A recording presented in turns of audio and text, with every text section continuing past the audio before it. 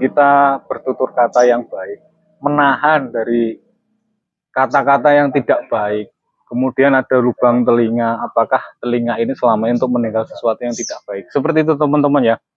Jadinya kita kalau bisa untuk menahan ke lubang 9 itu ya, maka pesannya di sini kita selamat teman-teman ya. Ini pesan yang saya taruh di sini teman-teman. Kemudian 7 itu petunjuk dan pertolongan ya. Arti. Assalamualaikum warahmatullahi wabarakatuh. Salam sejahtera untuk kita semua. Baik teman-teman ya.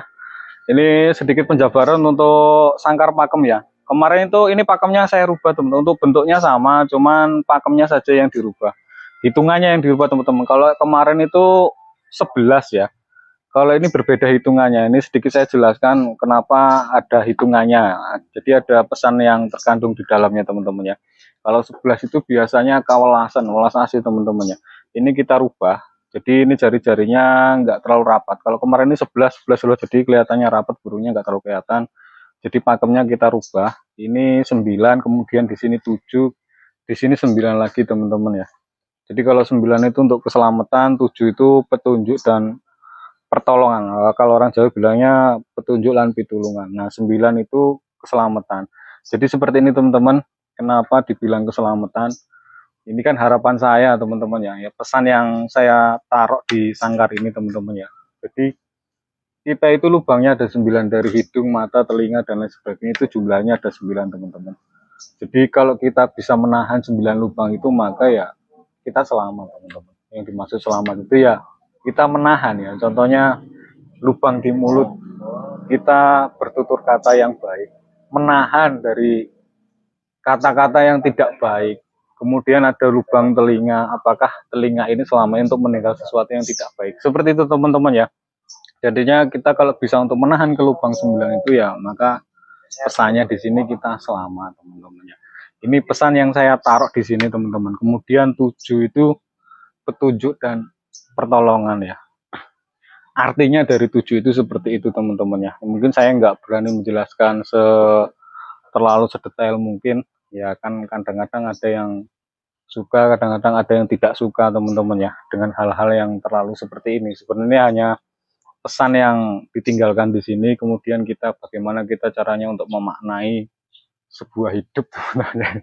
Ya hidup saya masih berantakan. Tapi setidaknya dengan membuat sangkar ini ada harapan-harapan yang memang disisipkan di sini teman-teman. Kemudian kalau sangkar perkutut itu pakem untuk tangkringannya sendiri itu pakemnya ada 3 teman-teman.